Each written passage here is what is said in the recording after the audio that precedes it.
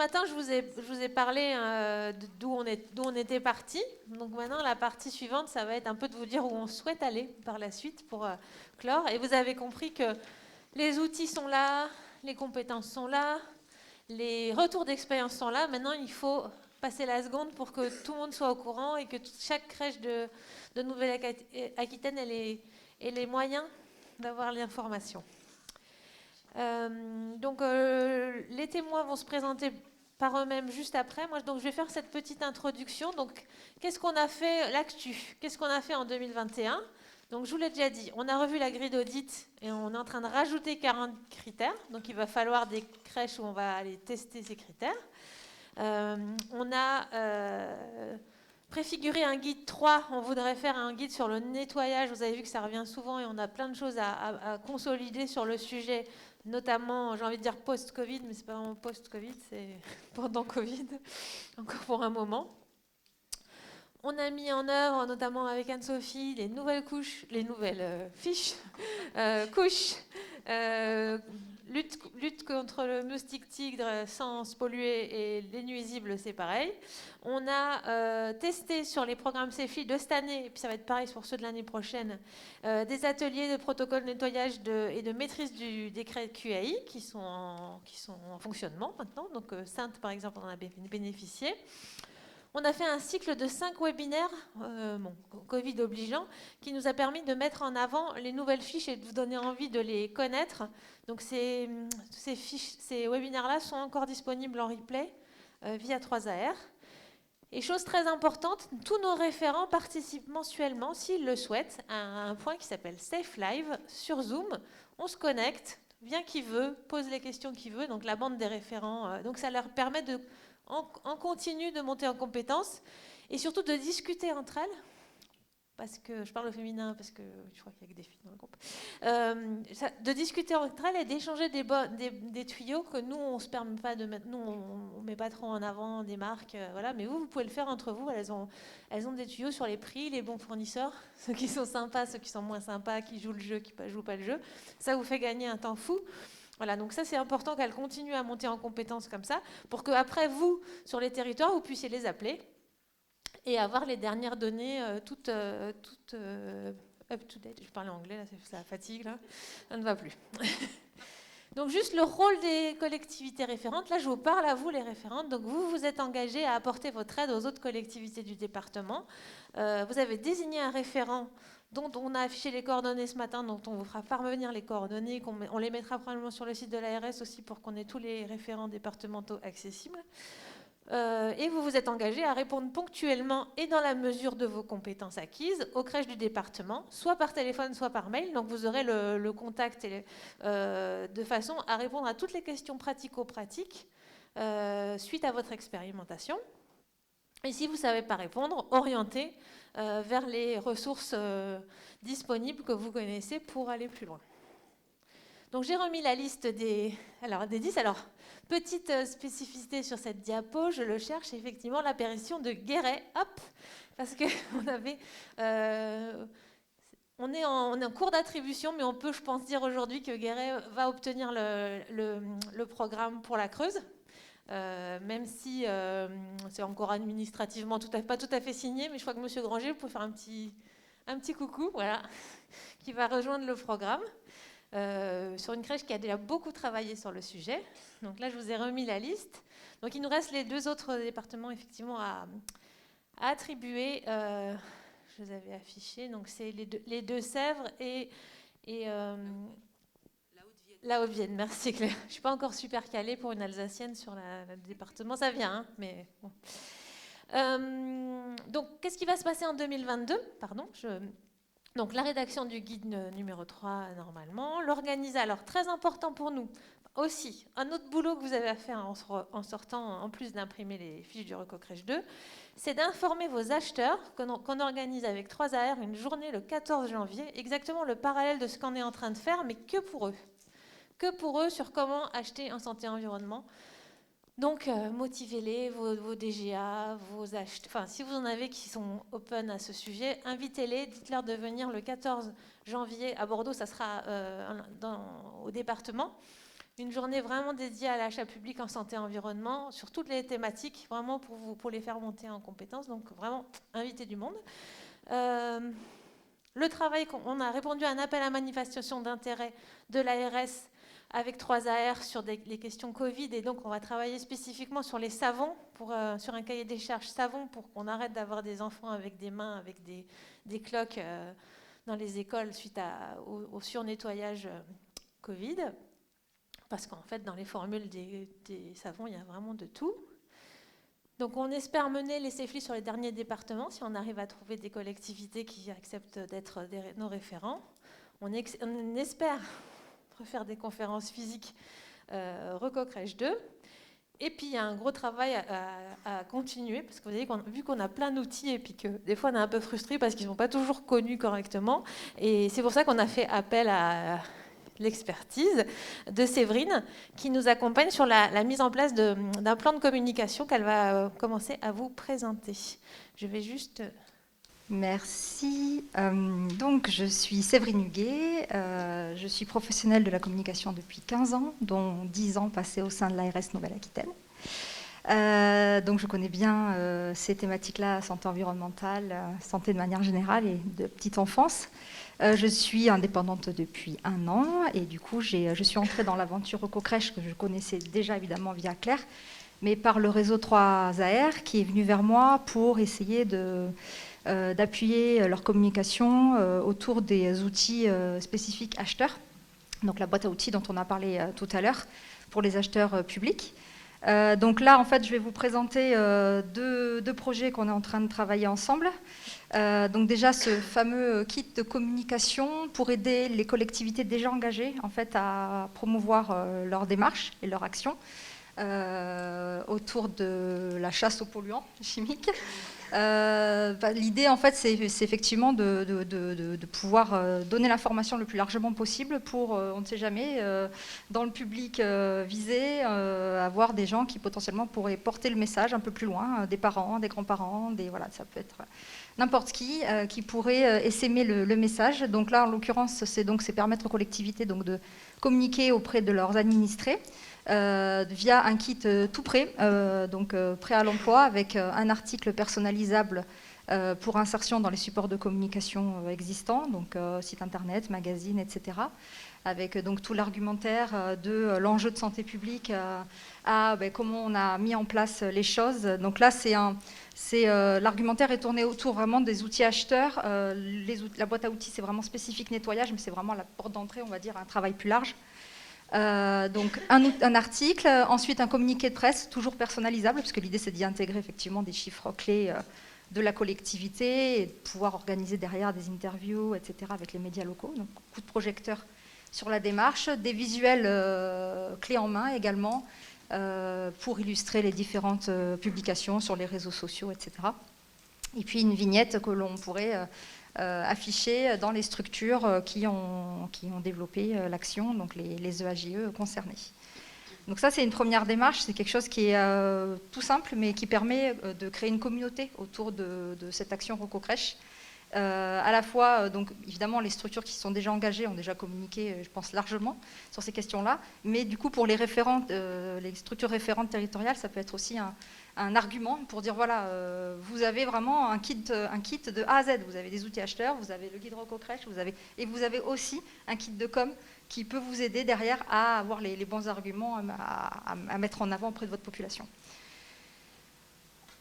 Et puis donc là, du coup, on est aussi en train de réaliser un motion design. Donc c'est une petite vidéo animée de quelques minutes seulement, qui peut être facilement diffusable sur les réseaux sociaux, principalement les sites internet, mais aussi lors de conférences comme celle-ci. Donc là, c'est une vidéo qui sera à destination des collectivités, principalement des acheteurs publics, pour les inciter à rentrer dans la démarche. Donc typiquement pour la journée du 14 janvier, je pense que ce sera quelque chose qui permettra d'entrer dans le sujet. Donc là, on voit bien le message, c'est collectivité, vous avez le pouvoir de protéger la santé des plus petits en changeant vos pratiques d'achat. Donc voilà, ça dure 3-4 minutes et avec le maître mot, la solution acheter moins et mieux. Donc c'est des outils très simples, mais qui permettent un peu d'essaimer aussi sur la région. Parce que le plus dur, en fait, c'est le côté régional. Hein. C'est qu'on a beaucoup d'outils, beaucoup de choses qui sont faites depuis le premier Rococrèche, qui sont voilà, très, très bien faites. Mais maintenant, on a besoin vraiment d'appuyer la communication pour pouvoir valoriser tout ça. Et donc, pour cela, on est en train, alors là, c'est une réflexion qui est en cours. On est en train de réfléchir avec Anne, toute l'équipe d'Alix, avec 3AR, avec donc l'ARS, pour essayer de bâtir une stratégie de communication plus ambitieuse au niveau régional pour promouvoir l'ensemble des outils et actions déjà mis en œuvre et du coup embarquer le maximum de nouvelles structures dans la démarche. Et puis on le disait plusieurs fois aujourd'hui, c'est vrai qu'en Nouvelle-Aquitaine, il y a une expertise et une expérience aussi de cette démarche-là qui est unique et qu'il faut vraiment en être fier et du coup le diffuser largement. Il y a beaucoup de, moi je me rappelle du temps de l'ARS, beaucoup de régions différentes qui venaient nous demander les Rococrèches, est-ce qu'on peut réadapter votre Rococrèche chez nous, etc. Donc je pense que la Nouvelle-Aquitaine doit aussi se positionner comme région guide et pionnière dans ce domaine. Donc on va essayer de faire ça tous ensemble. Merci. Merci à toi.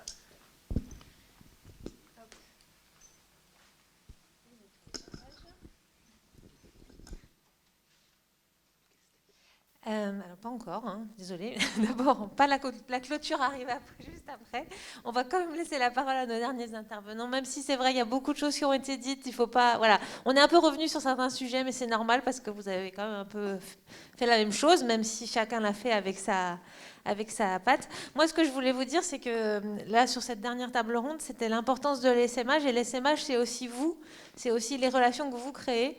Et voilà, je voulais illustrer cela à l'échelle d'un département qui a été particulièrement actif avec nous, mais sans nous aussi, parce que vous avez pris des attaches, des initiatives qui ont permis effectivement que le programme essaime très bien. Donc ce département, c'est la Charente-Maritime. Vous avez aussi un support ARS très actif. Monsieur Guillaume a dû s'absenter, mais c'est vraiment une personne qui est très impliquée et ça a beaucoup contribué effectivement à la qualité de cet essaimage. Donc on va partir un peu dans une logique chronologique, comme on l'a déjà fait depuis le début. Donc un petit focus sur quelque chose dont on n'a pas parlé encore aujourd'hui, ce sont les contrats locaux de santé. Donc Cécile Groulade va nous expliquer, elle, comment elle a découvert, elle a pris connaissance de la santé et environnement et comment tout s'est déroulé sur son territoire. Jusqu'à ensuite, on verra l'implication des différentes de l'agglomération de Saintes. Merci Cécile. Donc moi je suis Cécile Groulade, je suis coordinatrice du contrat local de santé Saintonge-Romane. Donc un contrat local de santé, peut-être certains d'entre vous connaissent. Je vais rappeler rapidement ce que c'est. C'est un dispositif qui est proposé par l'ARS aux communes et aux groupements de communes pour parler santé sur un territoire. Et l'idée, c'est vraiment de partir des besoins du territoire et de construire des actions avec l'ensemble des acteurs qui sont sur le terrain et avec les élus. Donc, au tout départ de notre démarche, il y avait quasiment pas de santé-environnement dans le contrat local de santé, si ce n'est le moustique tigre et une conférence de Anne. Donc, cette fameuse conférence auquel, qui a été le déclic pour beaucoup, elle a eu lieu chez nous. Donc, c'est la conférence sur les perturbateurs endocriniens et elle était à destination des assistantes maternelles. La première, elle était en novembre 2019. Et des élus. Complètement. Excuse-moi, je complète, oui, Cécile. Elle était à destination des élus et des professionnels de la petite enfance exerçant sur le territoire. Donc, c'était à destination, alors bien sûr, de tous les professionnels exerçant dans les multi-accueils, mais également des assistantes maternelles indépendantes du territoire, et également été conviée à cette conférence la PMI. Voilà. Et puis les médecins, les pharmaciens, enfin vraiment tous nos partenaires qui pouvaient avoir un contact avec les jeunes enfants. Oui. Donc c'est une conférence qu'on appelle la conférence CLS du coup. Donc si vous avez des CLS et que vous avez envie de rajouter une action santé-environnement, je fais appel à vous. Voilà. Donc suite à cette conférence, l'élu petite enfance à l'époque parce que depuis, ce n'est plus le même élu, je crois, il y a eu une prise de conscience pour lui. Alors, c'était quelqu'un qui était déjà sensibilisé à la démarche santé environnementale, mais là, vraiment, les propos d'Anne ont trouvé un écho. Et en même temps, Anna Fourcade a dit, voilà, on va lancer en Charente-Maritime un appel à candidature pour le programme Safely. Et l'élu a dit, il faut y aller. Donc, on y est allé, on a candidaté et on a été accepté. Et puis, je vais peut-être passer la parole à Ingrid après, puisque ça a été ensuite géré par Ingrid au sein des structures petite enfance. Tu voulais compléter, Non, Anne ? vas-y, je te passe la parole avec plaisir. D'accord, merci Anne. Oui, donc notre candidature a été retenue. Nous étions très contentes parce que vraiment nos 4... alors sur l'agglomération de Saintes, pour remettre un petit peu le contexte, il y a 4 multi-accueils et dont la crèche pilote qui a été retenue était la crèche 1, 2, 3 Soleil, dont ma collègue est la responsable et est à côté de moi. Il y a également eu, pour cette candidature, tu m'arrêteras, les crèches de l'UDAF qui auraient souhaité également bénéficier de ce programme. Bon, ils n'ont pas eu de chance. Ils n'ont pas été choisis, mais en même temps, comme ils interviennent, il y a une création de crèche sur le territoire saintais, ils ont pu quand même intégrer le programme en venant participer aux différentes journées de travail. Et puis est né de cette rencontre, je pense, nous pensons tous d'ailleurs, un bel échange, puisqu'on a pu échanger avec nos pairs, PAIR, ES, puisque c'était des femmes, également sur nos pratiques. Donc c'était tout compte fait une belle rencontre. Voilà. C'était un donnant-donnant. C'était un donnant-donnant.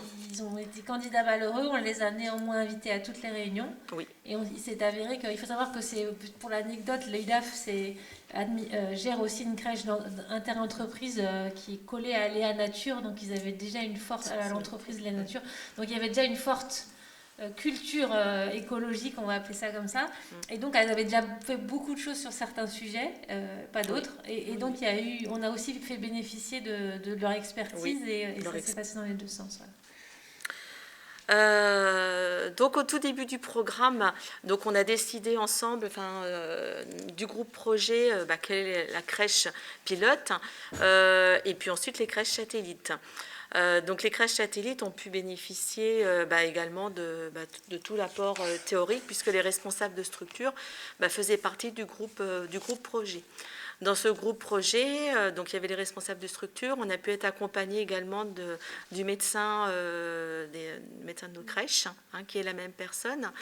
Les différents services, pas toujours à tous les temps de travail, mais par exemple les services techniques quand il y avait besoin. On a pu être accompagné également par la préventrice santé au travail, quasiment à tous les ateliers. Donc voilà, donc ça a été rythmé avec les différentes phases du programme, et on a commencé donc par l'audit sur la crèche 1, 2, 3 Soleil. Et c'est pareil, ça répond, tout à l'heure j'ai cru entendre qu'il y avait aussi une crèche qui avait fait une audit un samedi.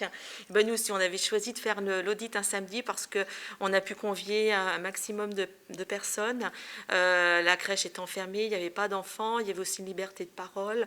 Voilà, on a fait tout ce travail pendant un an, je tiens à dire, dans un contexte Covid. Ça n'a pas été facile, mais on a pu on a pu le faire. Notre directrice de service est absente aujourd'hui, mais je pense qu'on peut la remercier parce qu'elle a été d'un soutien vraiment imparable sur toutes les étapes. Voilà. Donc après cet audit qui a eu lieu le 10 octobre, il en découle un plan d'action dans 6 domaines, et c'est ce qu'on va vous expliquer avec Corinne. Alors on va faire succincte parce qu'effectivement ça reprend beaucoup d'éléments que l'on a abordés.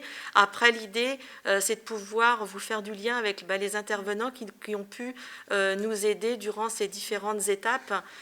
Parce que c'est important. Vous avez pris des appuis, on a pris des ressources. D'aller chercher des ressources sur votre territoire. Exactement. Je tiens à souligner quand même ton poste particulier, puisque tu es Tu es infirmière, mais Oui, je me suis pas... oui, tu circules entre les différents établissements. Donc ça, c'est important parce que tu as ce rôle de coordination sanitaire, on peut dire ça. Oui. Donc ça, c'était un grand facteur de réussite. Et moi, j'ai vraiment apprécié le fait que votre médecin de crèche, enfin, sur ses horaires voilà, j'imagine qu'elle a des consultes, qu'elle fait autre chose. Elle est venue à tous les points. Et elle a appris des choses et elle s'en sert aussi dans ses consultes. C'est ce qu'elle a témoigné, parce qu'elle aurait dû être là, donc je me fais le témoin. Donc sa présence, elle n'était pas anecdotique dans ce programme. Et je trouve que ça a permis aussi au territoire, aux professionnels de santé de votre territoire d'être impliqués. Et voilà, disons qu'elle permet aussi de faire passer l'information auprès des équipes.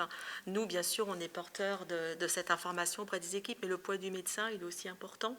Et vraiment, elle a été là sur toutes les phases. Elle nous a permis de revoir des protocoles. Il y a encore des protocoles en cours, c'est ce qu'on va vous dire un petit peu plus tard. Mais vraiment, je pense que l'idée, c'était d'aller chercher des ressources sur notre territoire pour pouvoir avancer. Et puis, c'est quand même des domaines très humblement qu'on ne maîtrisait pas non plus tout à fait. Et puis, c'est un gain de temps. Hein. Voilà. Donc, on y va, Corinne ? Allez. Donc, la restitution du travail dans les différents domaines. On a commencé par le marché de la détergence et des produits d'hygiène. Alors, on a eu la chance d'arriver à une date butoir par rapport au marché public. Donc, on a pu créer en fait un lot petite enfance, vraiment pour nos structures, avec une réduction drastique du nombre de produits. Et ça a pu être fait également avec l'aide de l'association des 3AR. Hein, ça nous a permis d'intégrer dans le cahier des charges des clauses exigeantes de santé environnementale. Et dans notre lot petite enfance, on a maintenant que des produits labellisés. On n'a plus de javel, hein, alors ça a été aussi une petite révolution dans les structures. Donc il faut beaucoup de pédagogie pour pouvoir expliquer le tenant, les aboutissants et pourquoi. Et puis aller au rythme, je crois, ça nous semble important d'aller au rythme aussi des agents pour qu'ils puissent intégrer toutes ces données. Voilà. On a pu, avec le nouveau marché, remettre toutes les fiches, vous savez, de données de sécurité, les fiches techniques, et pouvoir s'en servir pour pouvoir également former en interne les agents et les agents d'entretien. Et puis ce nouveau marché nous a permis également d'avoir des conditionnements adaptés, vous savez, pour éviter d'avoir le spray avec les petites écritures qui correspondent des fois pas toujours avec ce qu'il y a dedans. Enfin, vous voyez, je pense que ça parle à tout le monde. En termes de produits d'hygiène, on a également fait le choix d'utiliser un seul et même savon, aussi bien pour l'usage du lavage des mains des professionnels, lavage des mains des enfants et les soins d'hygiène des enfants. Donc là, on a fait appel au réseau du réseau Safely. Donc, je remercie les collectivités qui avaient répondu, qui ont répondu à nos appels, parce que ça nous a permis de faire un test sur 2 produits. Et le savon qu'on a choisi contient que 4 ingrédients. Donc, je pense qu'on n'est pas si mal. C'est pas mal. C'est pas mal. On a également fait le choix d'utiliser une crème de change unique pour toutes les structures. Cette crème, elle est financée par la collectivité. Pour ça, nous avons été aidés par Madame Certain, qui est une pharmacienne qui travaille sur Saintes, donc qui nous a un peu aiguillés aussi sur son expérience par rapport à la composition des produits. La composition, par exemple, de la crème de change, pourquoi pas cette crème-là et pourquoi pas une autre. Et on a fait le choix d'une crème qui est fabriquée dans notre département. Oui. On va peut-être laisser la parole à Charlotte pour qu'elle nous explique. Parce que Charlotte, effectivement, elle est pharmacienne, mais elle a une spécificité qu'elle va nous expliquer, qui est sa présence, qui est la raison de sa présence aujourd'hui. Voilà, je vais y arriver. Bonjour à tous, donc moi je suis pharmacienne, je suis installée à Saintes depuis 10 ans maintenant. Et j'ai intégré le train du perturbateur endocrinien, on va dire, il y a presque 3 ans maintenant, avec un projet qui a été monté entre l'ARS et l'URPS Nouvelle-Aquitaine, sur lequel on a eu un groupe de travail avec des pharmaciens qui étaient volontaires hein, pour intégrer le projet et puis avoir une sensibilisation aux perturbateurs endocriniens. Et suite à cette sensibilisation, on est tous sortis en disant maintenant on fait quoi? Parce que dans nos boutiques, on a plein de choses qui ne sont pas forcément top. Et comment est-ce qu'on adapte les choses? Et comment est-ce que nous, on monte en compétence sur la composition des produits qu'on a chez nous, de façon à pouvoir, de la même façon que vous l'avez exprimé pour les achats des collectivités, mais nous aussi de faire attention dans nos achats à référencer des produits qui sont plus propres, notamment pour ces deux segments, la petite enfance et la femme enceinte. Pendant 2 ans, on a été accompagnés avec Anne et l'ARS sur le sujet. On a eu plusieurs réunions de formation. Et moi, ça a été aussi un déclic, hein, comme pour beaucoup d'entre ceux qui ont participé à ces projets, à la fois sur les crèches et pour les pharmaciens, qui était de dire, maintenant que je sais, je ne peux plus faire comme si je ne savais pas. Donc j'ai changé beaucoup de choses dans ma pharmacie. J'ai enlevé des gammes complètes de produits et j'ai référencé des produits nouveaux. J'ai affiché les scores Yuka sur mes produits directement dans la pharmacie, de façon à ce qu'il n'y ait plus d'équivoque par rapport au questionnement de certains patients. Donc voilà, donc ça c'était un peu une petite révolution chez nous, dans ma pharmacie, qui amène à plein de choses, hein, parce qu'on dit moins c'est mieux, mais économiquement parlant, pour une structure qui n'est pas une collectivité, mais une structure privée, c'est pas forcément si simple de faire ça. Je pense que dans tout le groupe, j'étais celle qui était le plus loin, on va dire, dans la démarche, dans tous les pharmaciens qui ont fait partie du projet. Mais ça me tenait à cœur parce que voilà, je suis aussi maman et que c'était important d'être en lien entre ce qu'on savait et ce que je faisais dans mon métier. Donc j'ai apporté après, on a partagé cette expertise. Elle a pu faire bénéficier de ses connaissances et effectivement, on peut le dire, le choix s'est reporté, c'est vrai, sur une crème locale hein, du groupe Léa Nature que Charlotte avait expertisée. Et voilà, donc tout ça, il y a eu un lien et elles ont fait ça toutes seules, quoi. Enfin, nous, on a juste donné les contacts et les liens se sont faits. Tu y es retourné plus tard pour d'autres sujets, donc le lien est fait et tu vas y retourner encore. Donc c'est un exemple de réussite aussi de la stratégie de Claire que je tiens à souligner parce que voilà, on va compléter, mais on va voir qu'il y a d'autres maillons dans la chaîne qui se sont mis en place. Mais je vais laisser peut-être la parole à Ingrid pour la suite, ou même à Corinne directement. Voilà. Bonjour à tous, je suis donc Corinne Cochin, responsable du multi-accueil 1, 2, 3 Soleil qui avait été choisi comme structure pilote. Notre travail donc s'est orienté également sur la qualité de l'air, en pouvant d'abord bénéficier d'une formation animée par Anne en février 2021 pour une grande partie des personnes hein, qui étaient autour de ce projet. Je ne vais pas revenir sur... On s'est retrouvé hein, dans tout ce qui a déjà été dit sur soigner la qualité de l'air, mais des petites choses très spécifiques, des protocoles d'aération qui sont écrits et mis en place, des protocoles très précis. Nous utilisons, comme dans beaucoup de structures sans doute, des matelas recouverts de plastique. On a l'ambition de les changer, mais voilà.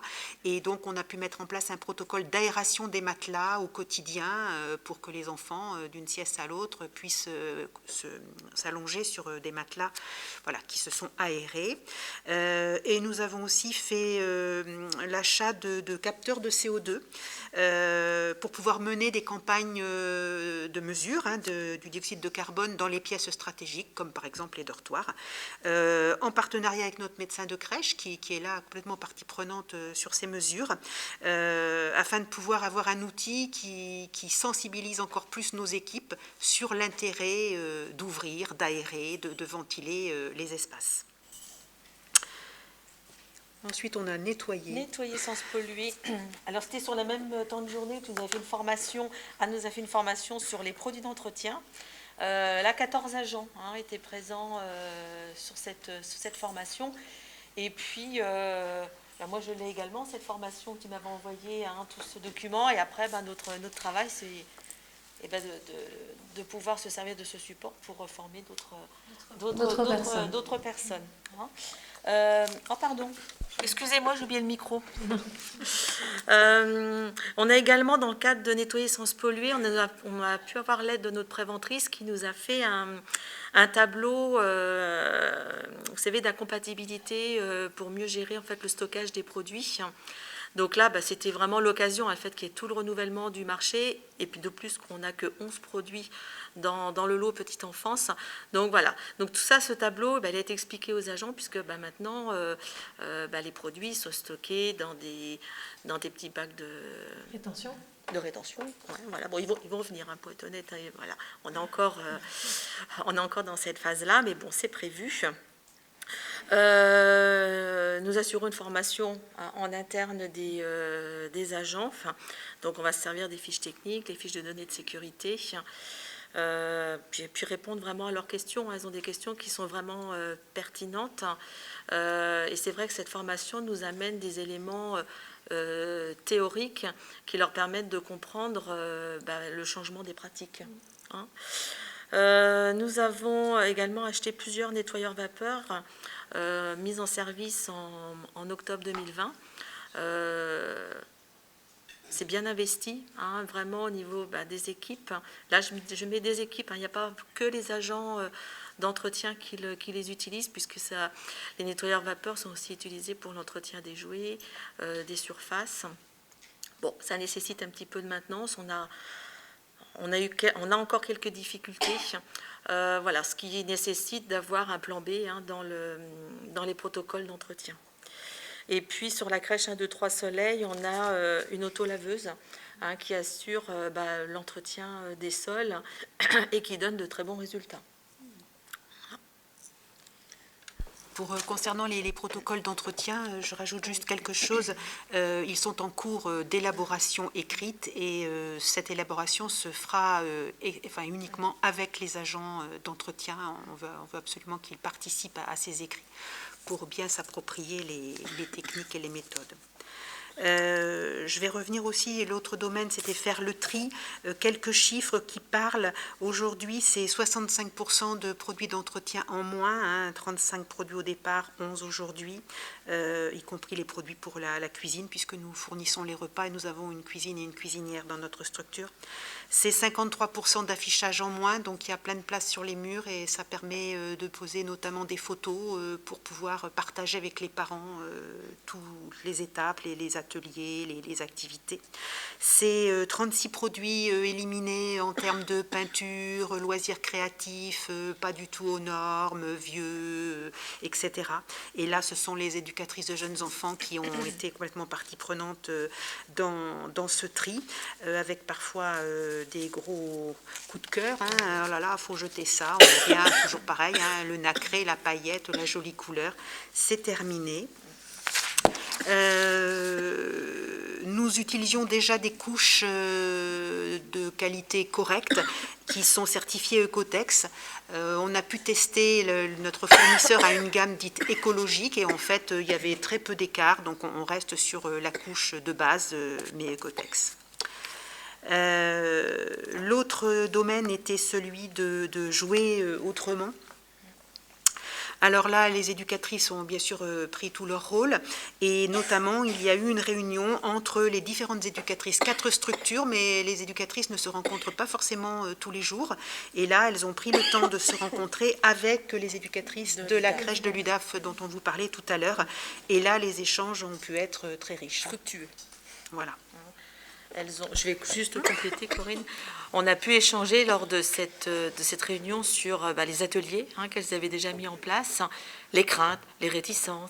Enfin, vous voyez, toutes ces petits questionnements qu'on se pose toutes. Et puis, on a parlé aussi du budget. Quel budget elles ont alloué aux loisirs naturels, etc., etc. Donc, en fait, ça a levé des freins. Hein, et puis, ça a permis de redonner de l'énergie pour continuer aussi le programme. Oui. Hein. Et alors, ce qui est intéressant dans ce cadre-là, c'est que maintenant que vous êtes costaud, vous avez éprouvé des choses en termes de loisirs créatifs, et puis à l'UDAF aussi, et qui sont situés à La Rochelle, arrive le groupe de l'ACEP, hein, puisqu'on a un accompagnement ACEP 17 également, et donc l'ACEP va contacter Ingrid et ils vont faire la même réunion, de manière à ce que toutes les crèches de l'ACEP soient accompagnées. Donc cerise sur le gâteau, dans le groupe, effectivement, il y a la crèche de Monsieur Marquet. Donc le personnel sera au taquet au moment où le bâtiment sera flambant neuf, nous l'espérons. Et donc on pourra recommencer avec les personnes qui seront formées, informées. Et c'est vrai que du coup l'SMH se fait bien, la géographie se fait bien aussi sur votre territoire avec La Rochelle. J'en profite pour dire que s'il y a des gens de La Rochelle, on a aussi accompagné pour Eco Crèche 2 les crèches à La Rochelle. Donc c'est vrai qu'il le fait de bien choisir son territoire, même en termes de géographie, fait que ça facilite les réunions. Vous êtes, voilà, le département est bien représenté. Et donc oui, là, donc l'UDAF, enfin, l'ACEP devait être là, mais ils ont dû annuler. L'UDAF aussi, mais voilà, je me fais le témoin de leur témoignage qui ne sera pas là ce soir. Et on va finir 2 minutes plus tôt, ça sera pas plus mal. Vous êtes fatigués, mais voilà, c'était important de dire ça, c'est que ça continue et que ton travail, Ingrid, va faire des petits et Corinne aussi. Et donc il reste la dernière partie. Il reste quelques minutes sur l'implication de Madame Frégé, mais peut-être Corinne, tu veux oui, je vais pouvoir faire le lien, effectivement. Toutes ces transformations sont transmises aux parents dès l'instant où ils prennent contact avec la structure et ça n'étonne personne. Tous les parents aujourd'hui semblent complètement dedans, sont déjà imprégnés de ces changements. On leur demande des biberons en verre, de changer les tétines, etc.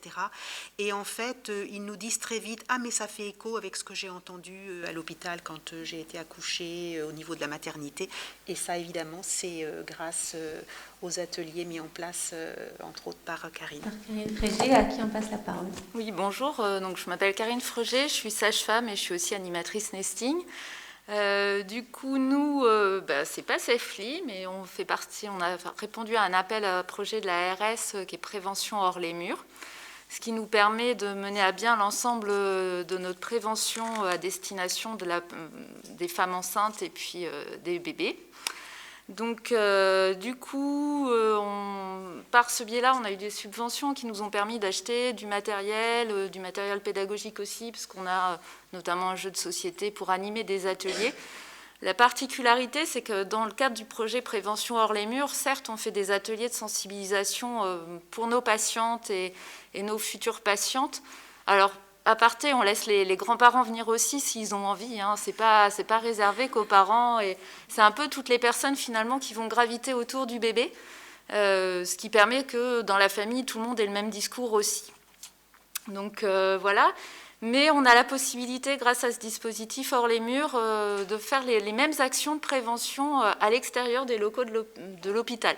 Locaux de l'hôpital au sens large, parce que c'est au niveau du groupement. Donc nous, ça regroupe la maternité de Saintes, mais le CPP de Jonzac, Royan et puis Saint-Jean-d'Angély. Donc ça fait un beau territoire. Et donc on était déjà en contact avec Ingrid et Cécile dans le cadre du CLS. Donc Ingrid m'a demandé si j'étais d'accord pour faire un atelier nesting sur une halte garderie.